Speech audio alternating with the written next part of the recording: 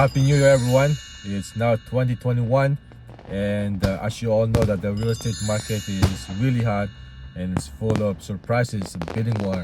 You are probably known if you're in the market for real estate now, that any property that would come into the market, they will probably have about 10 to 15 offers as it comes in the market. So market is really hot, and a bidding war will be the subject of 2021. So the question that you might be asking was that,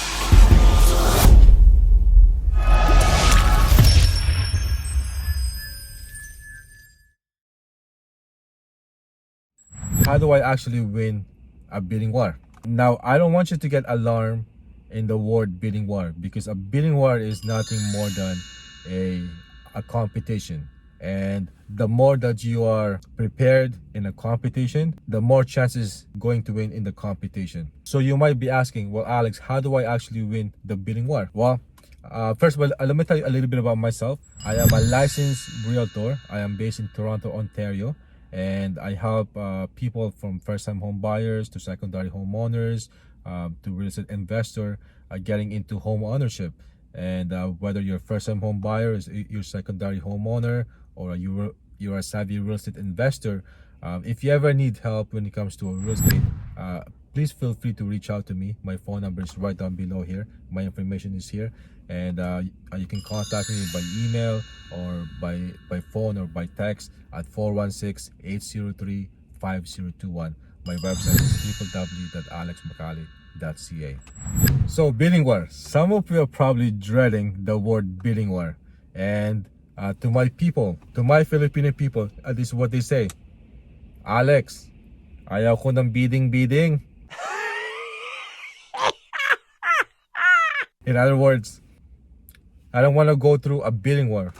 Well, if you don't go through a bidding war, you stand no chance in getting any property. And the longer that you wait, the more the price will get expensive down the road. You have to be prepared for a bidding war. So how do you prepare for a bidding war? Just like what I have said, the bidding war is nothing more than a competition. It's a supply and demand. So think of it like this way.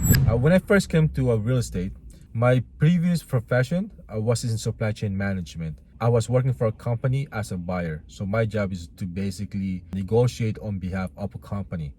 So as a buyer, we always get trained to always start your negotiation at the lower position, and you gradually increase as the negotiation progress. This type of settings is mostly done in a conference room where you have a manager, you have a production manager, you have a director of finance, you have a VP of operation,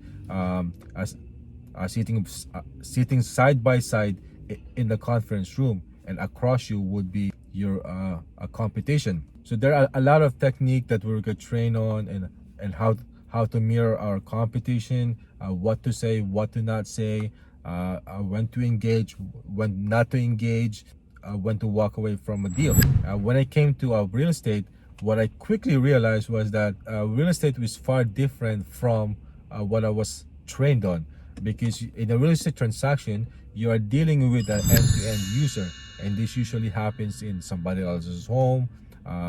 This happens on the phone. This happens on by text, by email, by electronically. So some rules do not apply on this type of settings, but the concept are all the same. So think of it like this way. Think of it as the bidding war is basically courting.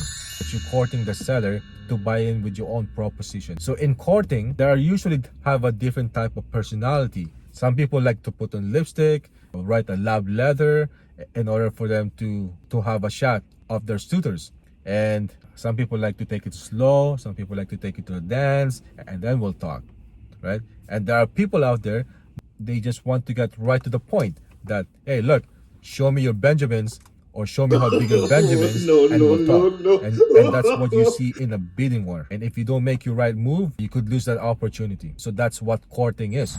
So how do you translate this to a real application? So when you're in a bidding war, think of it like this way. Think of a number that you're comfortable about. So for example, if there's a property that was listed for $500,000, and you know that this property is worth $600,000, their market value. So the question that you should be asking yourself is that if this property were to get sold for $625,000, would you be okay with it or would you be disappointed? If your answer is I will be disappointed, then you ask yourself a second question and say, what if this property have sold for $650,000? Would you be okay with it or would you be disappointed then? If your answer is I'm still going to be disappointed, then you ask yourself a third question. What if this property gets sold for $655,000? Would you be okay with it or would you be disappointed?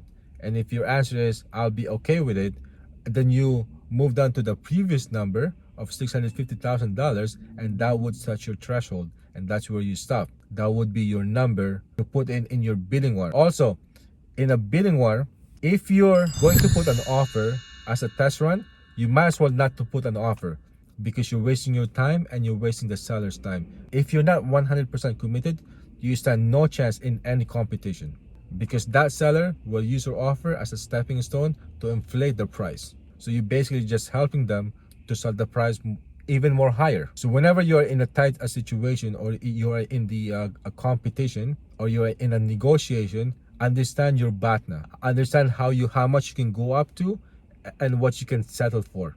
That would be your BATNA, your best alternative to negotiation agreement.